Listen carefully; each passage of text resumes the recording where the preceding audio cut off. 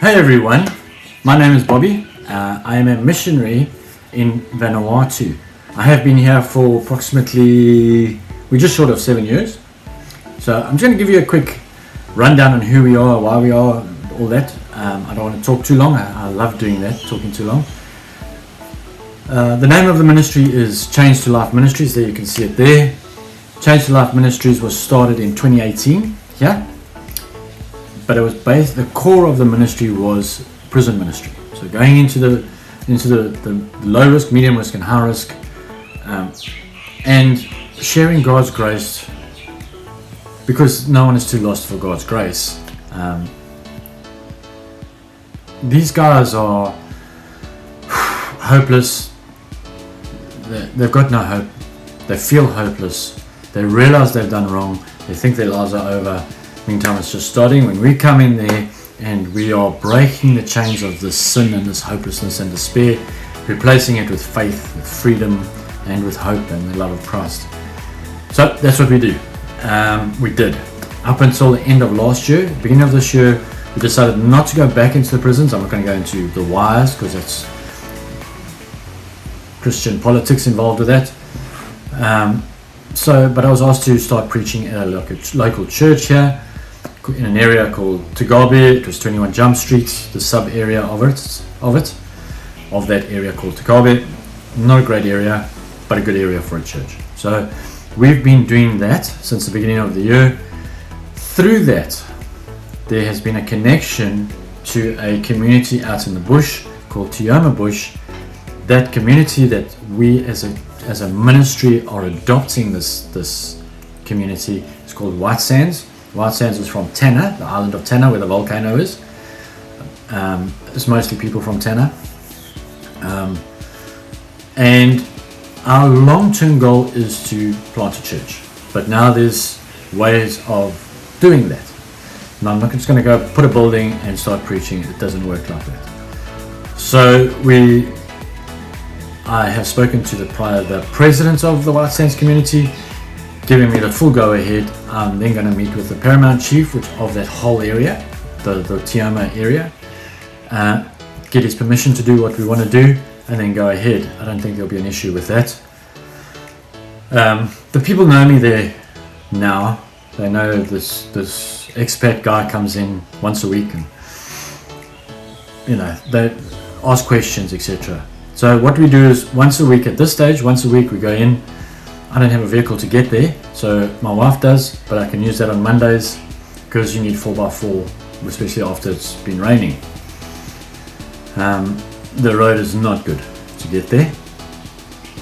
I was introduced to a gentleman called Albert, his wife Miriam and their daughter Pauline. Albert has been bedridden for approximately 12 to 13 years. And when I say bedridden, his legs are actually frozen in a bent position. His hands are like so. He hasn't even sat up in that time. He was on a mattress on the floor for all that time. And his mattress he bought before his daughter was born, and his daughter was 16. So we've got him a bed, we've got him a mattress, we've got him some solar lights, we've even got him a solar fan was donated as well. All of this is donations. But what we do is we go in every week and we bring in food for them, because it's a sad story, but just quickly, Miriam looks after Albert, but their daughter Pauline, who's 16, has got Down syndrome. So there's no income coming into that family. So what she does is she plants vegetables and fruits and that, and then she goes to the market and sells it. That came to an end because the other vendors at the market were saying, don't buy that lady's food because her husband is disabled, therefore the food is dirty. So now she harvests for herself, she gives to us, and at our little church we have a little store where we sell vegetables and that. So we sell it for her and then give her the money. So we do that, plus we bring in food every week, basics, toilet paper, whatever they need, oil or matches or things like that. So that's what we're doing. But we've had a church service there under the request of Albert. He made a makeshift tarpaulin shelter thing out of bamboo and blue tarpaulin. So we've had a church service there. We had a barbecue at the same time. It was a wonderful day. We had about 60 people pitch up for that, so that was really good.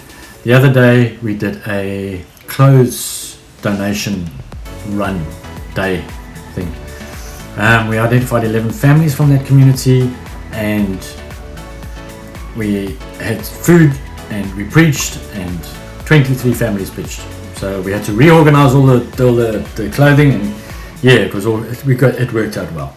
But now the community knows who we are, and especially, and I'm not being racist here by any means, please don't get me wrong, a white person going into that community is very unusual. So people are going, who's that guy? People are asking questions, people are coming to Albert saying, who is he, etc, etc, etc. So the community is getting to know us as a ministry. So what we want to do now, and once I've spoken to the paramount chief about what we want to do, remember the long-term vision is a church, but we're not just going to go and start preaching at a building. There are no buildings. But yeah, we're not going to just do that. So our first step is to take a walk around the community. It'll take a few days to get around most of the community if we're walking, which we'll probably do. And we're just going to go from house to house and introduce ourselves. Now this is where you guys come in. We need an icebreaker, especially as a foreigner going into this community. Even though they might have heard of me or seen me driving around or whatever it is, I've still got to introduce myself. I need an icebreaker. So, what we have decided to do is, we have an ice cream tub, local ice cream called Sweetie, and this is the coconut flavor. So when you guys come here one day on a mission trip, hopefully one day, or you come visit, best ice cream in the world. 2-liter ice cream container. It is a simple, basic medical box that is severely needed there. Simply because, and you can ask Stanley his experience with this, if you get a cut or you scratch a mosquito bite and open it up, it gets infected really quickly. And what you'll find is when you're walking in these communities, is you'll see scars on their legs, specifically on their legs and arms, of sores or scratches that have become infected, and they can get quite sick, especially the younger children. So what we have decided to do is, they call it a Red Cross box. That's their word for a medicine box, first aid kit.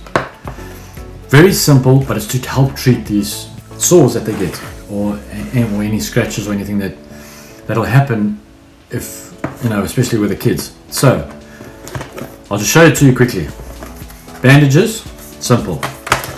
Now I've got a bottle of Bactroban in here, which is what I use, but you can be betadine or any betadine.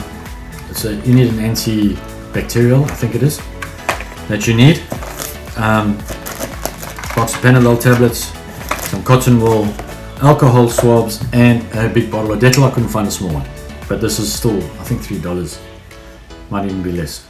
Anyway, we'll try and put a small one in there. But now the idea is clean the wound either with alcohol swabs. There's 100 in here, not expensive again, I think $4 or $5. Bottle of Dettol or cotton wool, which is whatever's going to last longest. We haven't decided. Put both in, you could, I suppose. So we'll see. So we'll do that. So clean the wound, put your antibacterial on it, put a plaster on it, and do this every day until it's clean. The wound is clean. That is our icebreaker to get into to talk to the families. So that is obviously will be followed by the gospel, what we're doing in the area, etc., etc. The idea is that we get, what you'll find is there'll be an area and there'll be 3 or 4 houses, little shacks, and it's all family. So we want to get them together and have a Bible study. And then the next one, the same thing. And then the next one, the same thing. And start that up. And then go, all right, guys, this Sunday morning, we're just going to get together, or Sunday afternoon, or Saturday afternoon or whatever it is, and have church where all the families come together and we have a church. So that's how we're going to get there. How long that's going to take, that's up to God. We can't rush it. It's God's church, it's God's gospel, it's God's word, it's God's using us to do this. We do it in His timing. But that's the idea. So this, without the Bactroban or betadine, I haven't looked at the prices yet. I've got to go into town to the pharmacy.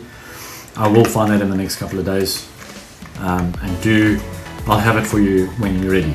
Anyway, you're looking at approximately $25 to $35 New Zealand for this box as it sits, Panadol with everything in it, including probably the betadine. We'll see how much that costs. So that's our little box, little ice cream box.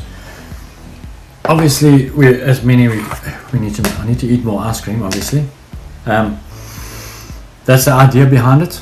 That's where you guys come in. If you can sponsor a box, work on $35. I'll get an exact price closer to the time, because it also depends what's available. So we're on an island that imports everything, so there might not be Dettol available, or there might not be Bactroban available. There's only something else available. That's it. That's what we need. There are long-term goals. I'll just give you a quick rundown. I'm already going for nearly 12 minutes. Build a very basic shelter at Albert's place. He's requesting it. He really wants it. We're going to get him into a wheelchair soon. He's been sick with flu, but we'll get him into his wheelchair soon. We got him a wheelchair. It was donated so that he can come out as well. This little shelter, probably he wants it about 8x5, but it'll probably be closer to 6x5. Just some posts, some iron roofing on the top, and some iron roofing around the sides to, if it rains or the wind's howling or whatever it is. Very basic. That probably costs about $1,500, $1,000 to $1,500 to put that up. And that'll be a place for prayer. It'll be a place for worship. It'll be a place for fellowship. It'll be Bible studies. It'll be used for all of that. So that's long term. Plus, we want to fix up his house a little bit.